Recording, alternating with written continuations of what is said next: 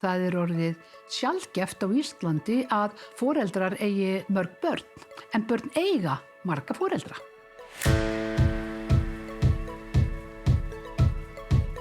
Það meðfædd þekking að elska barn, en ekki að kenna því félagsfærni. Áttið ykkur líka á því hvað það sem fangar áhuga barna. Sjaldnast eru það leikföng.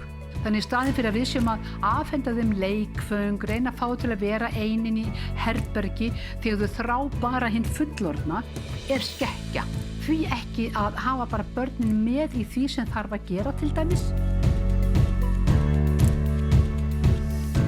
Hvað getið þið gert til þess að þið verði bestu uppelendur í heimi? Uppeldisarfur fyrsta sem þú verður að skoða.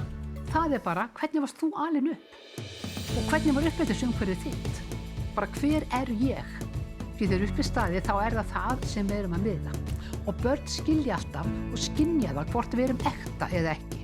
Sko vandamálið að við þurfum alla þessa jákvæðu eiginleika. Í rannsóknum kemur í ljós að árangur barna, hann ræðst af hamingju fjölskyldunar.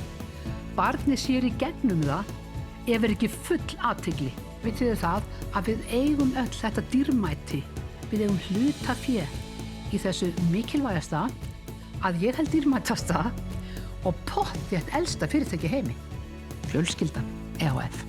Ég köllu Magga Pála og ég elska börn. Ertu með í ferðalag hugarheim þessa skemmtilegasta fólks í heimi?